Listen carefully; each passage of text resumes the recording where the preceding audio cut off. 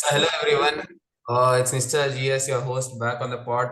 I think it's the 13th episode of the second season, and it's almost 10 in the night. The date is 11/11/2022. I think so. It's National Education Day today. So I just saw Black Panther: Wakanda Forever. Awesome movie. Do watch it and Tichala Forever. And so today we are doing a very educative pod. And so I have my co-host Triple S sir who will take over now. It's all yours, sir. Thank you, Nishala. So today we're going to digress a bit from the project to explicate the whole of Walden by Henry David Thoreau. Today we're going to take up a topic in English language, in the English language paper called idioms. So idioms are a fairly difficult topic to deal with because uh, hitherto it has been thought that idioms cannot be taught. You cannot teach idioms in a class, but try to show you how and many idioms can be understood from the context of a sentence. Okay, so let's go straight into it. So the chapter we're dealing with is, as I said, idioms. Now, idioms occur in sentences. Idioms occur in sentences. So idioms are groups of words which do not have, uh, uh, you know, a literal meaning. That's the definition of an idiom. So they occur in sentences, as I said. Now, a sentence can have two types of meaning. For example, let's take a very simple sentence like, I sit on a chair. Now, suppose there was somebody who did not understand what this sentence meant. I sit on a chair.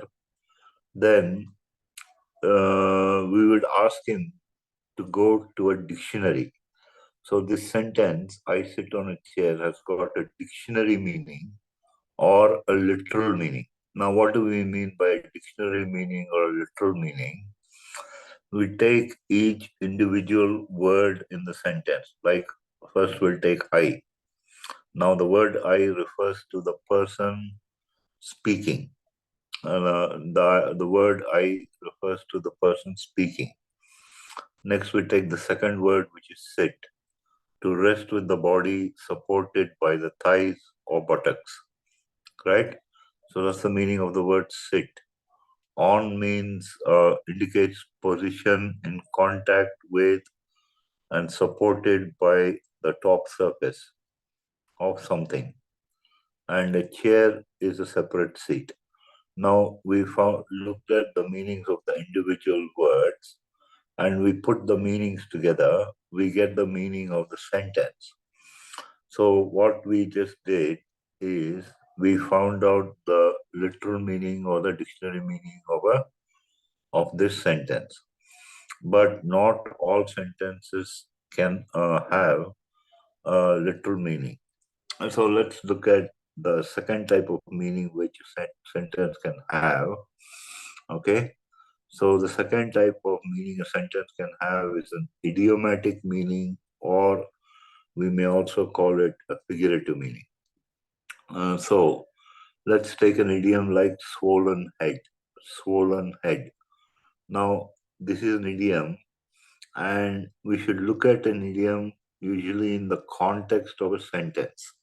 So let's take a sentence like, all this praise about her intelligence has given Usha such a swollen head that she cannot talk to anyone without showing off, right? So this phrase, this idiom, swollen head, literally what it means is the head has a swelling on it. Usually, the way we understand how a head can have a swelling is some object has hit it and the head has become swollen. But that's not the meaning of this sentence. So if we look at the meaning of this, I'll look at this sentence again. I'll read it again. All this praise about her intelligence has given Usha such a swollen head that she cannot talk to anyone without showing off. So, swollen head in this sentence doesn't make sense.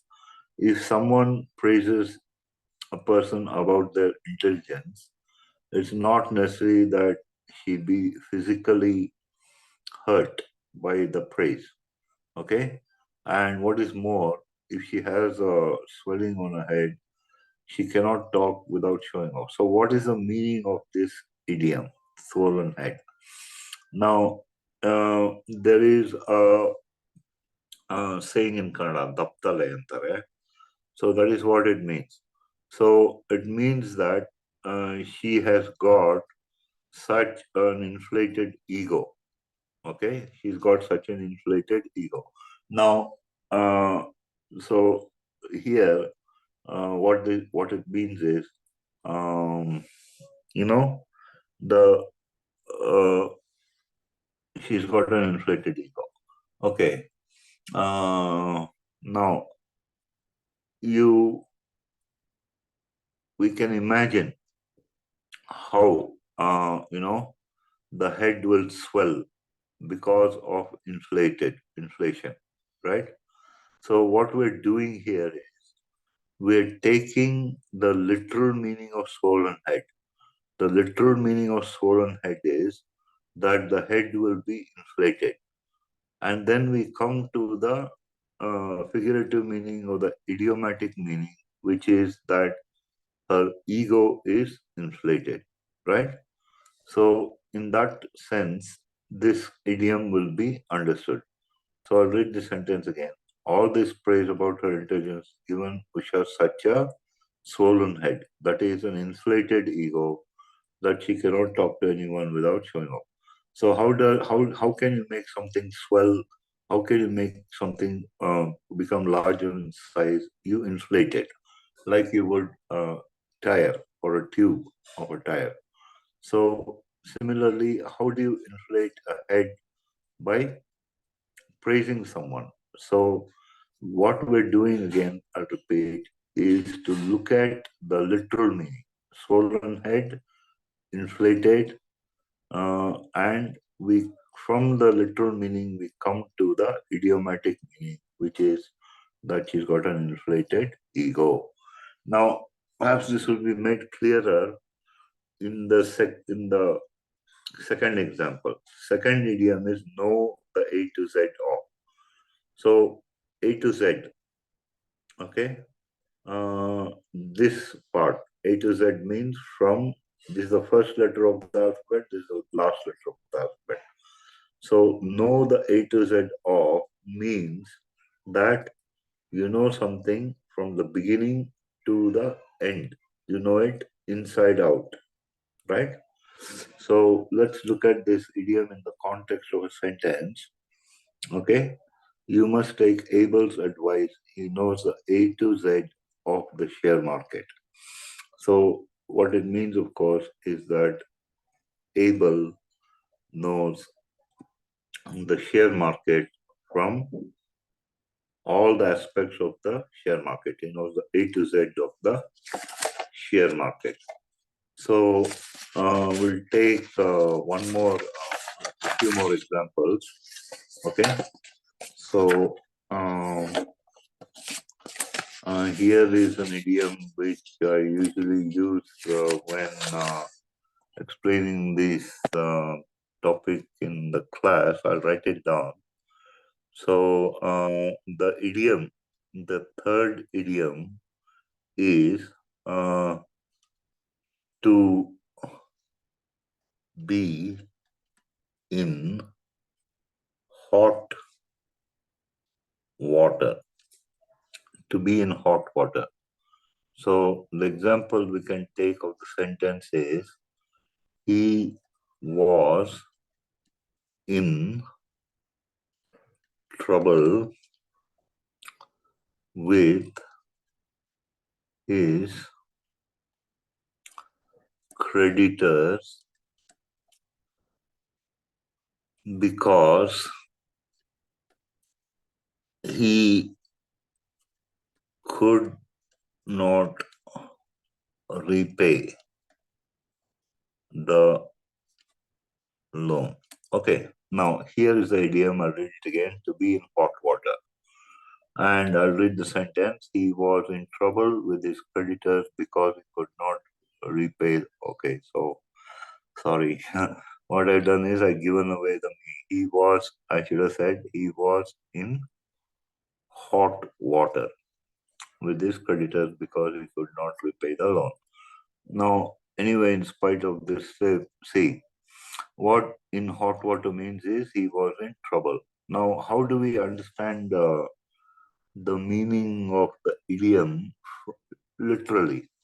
We can imagine that there is a tub of hot water and there are two people. No, there is a person, and he is in hot water with his creditor, right? So now, hot water here means boiling water. So if someone is in hot water, what will he do? He will jump up, right? So that's the literal meaning.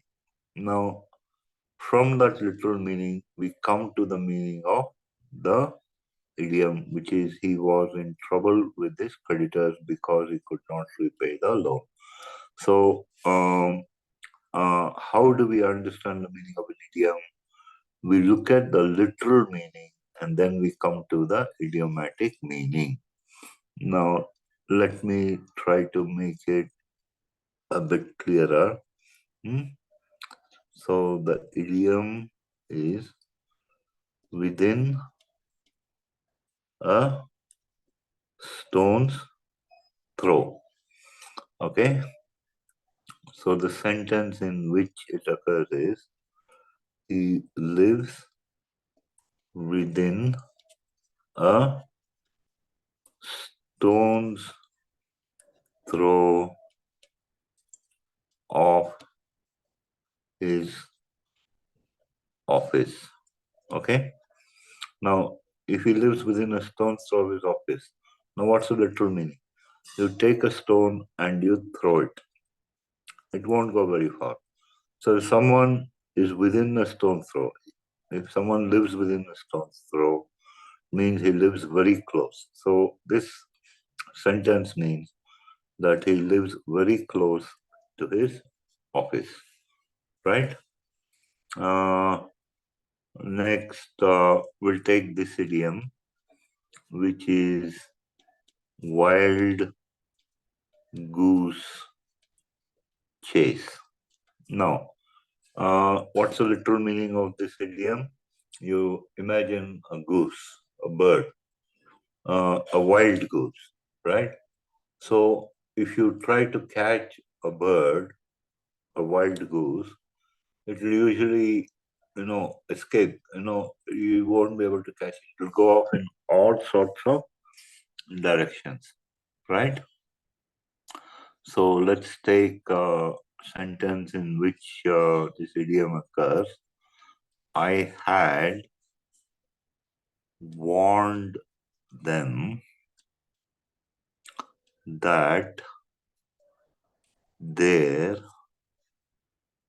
was going to be no good end to the project. It was a wild goose chase, right? So this is the idiom wild goose chase. So I'll read the sentence again. I had warned them that there was going to be no good end to the project. It was a wild goose chase. So, as we can imagine, if you chase the wild goose, it will go off in all sorts of directions. So there is no conclusive, you know, end to the wild goose chase. So, and then if we look at that in the context of the sentence, we will come to the uh, meaning, figurative meaning, that there will be no conclusion. There will be no suitable conclusion to the project. Okay? So let's take one or two more idioms. The idiom is hand in glove, right? The idiom is hand in glove. So what do we mean by hand in glove? If you take glove, which we wear when it's cold, okay? So if something or someone is hand in glove with someone else, that means it's very close, right? It's a very tight fit. So the idiom, the sentence in which this idiom occurs is, don't believe this man. He is hand in glove with the thief, right? So don't believe this man, he's hand in glove with the thief. Of course, means that he's very close to the thief, so we should not believe it, right? Next, the last idiom, perhaps in this very short podcast, okay, will be blows his own trumpet. Blows his own trumpet. So Don Gonzalo blows his own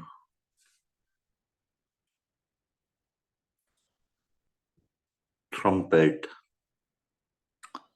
as soon as he opens his mouth. And so, how do we understand this one? Blowing one's own trumpet. So, usually, trumpet is used to signal the arrival of someone important, like a person in authority, like a leader. His arrival is announced with the blowing of trumpets. So, from that literal meaning, how do we understand the meaning of the idiom in the sentence? Don Gonzalo blows his own trumpet as soon as he opens his mouth. So, as soon as Don Gonzalo opens his mouth, he starts to praise himself, right? So, these are a few of the idioms that we have come across. Of course, there are many more. Okay. So I'll just list out a few more idioms you can try to find the meaning of. Okay. So the first idiom is to be in a soup. Okay. Second one is to leave no stone unturned. A third is uh, to keep one's shirt on. Fourth is throw a spanner in the works. So here I'll try to explain each of these. To be in a soup uh, means to be in trouble. Um, okay, someone lands in a soup. You can imagine someone landing in a bowl of hot soup, so it means to be in trouble. Okay, to leave no stone unturned. Now, the literal meaning of this idiom is: suppose you're taking a walk in a park or some woodland or some place like that, and you turn up a stone. You turn up a stone, you'll see all sorts of life underneath the stone. So if someone leaves no stone unturned, what it means is he or she will examine the matter, or he will try his best to get the result he wanted. He wanted to leave no stone unturned means he will do his best to get the results he wants. Right. Then the next one, to keep one shirt on. So how do we understand this meaning? So usually when someone's shirt is off, take if someone takes off their shirt, they're in an angry mood, they're ready for a fight. So if someone tries to keep his shirt on, it means he's trying to control his anger, it means he's trying to control his temper. Then the next one, throw a spanner into the works. Now here, what you must understand is this word, works. So we have work, to which you added S. So works has a different meaning from work. Works in the sense of machinery. So in that sense, if you throw a spanner into some machinery, what will happen is that the machine will stop working. So if you throw a spanner into the works of someone's plans, it means that he is his plans are brought to a halt or to stand still. Then let's take one more, to throw cold water on. Okay, so you have someone and you throw cold water on them, they'll immediately feel a sense of shock and disbelief. So, especially if you throw cold water on someone's plans, means you're discouraging them. So, these are a few of the idioms. So, let me just write down how we may understand the meaning of an idiom. First, we should look at an idiom in the context of a sentence. That's the first thing. Then we try the first point. Then the second point is we should try to understand the literal meaning. We should try to understand the literal meaning. And the third step is we should try to understand the idiomatic or figurative meaning. Try to understand the idiomatic or the figurative meaning in the context of the sentence given. So these are the three steps we can try to use to understand the meaning of an idiom. I think we can understand about 90% of the idioms in this way. But of course, a few will be beyond this thing. So, I hope this has been useful. So, Nishala, shall we uh, take a rain check on this episode? Hello, Nishala.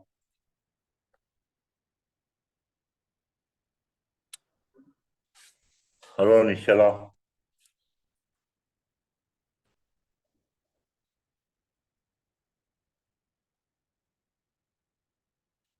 Hello, Nishala. Thank you, everyone. Nishala, are you there?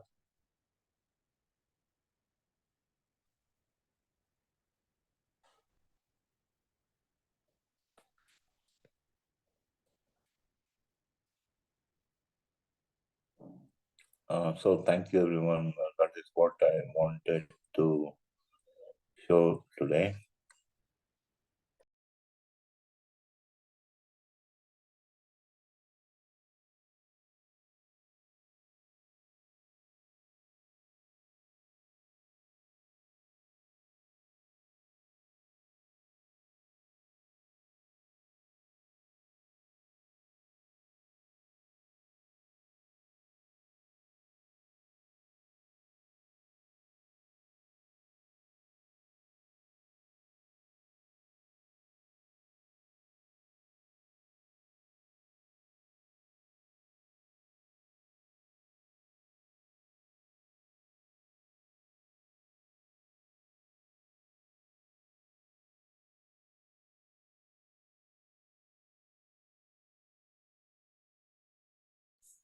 Thank you, sir, for completing that thing.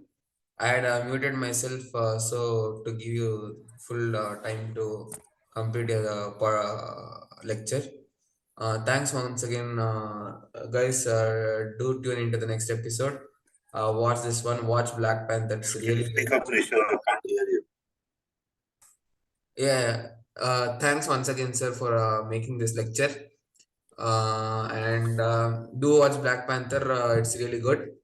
And have a good night. Tune into the next episode. And that's it from me and my co-host Sundaresh sir. This has been 13th episode of season 2 of Boring Times to the Board Guy. Thank you very much, sir. Thank you, Nishala. Thank you, everyone. Good night.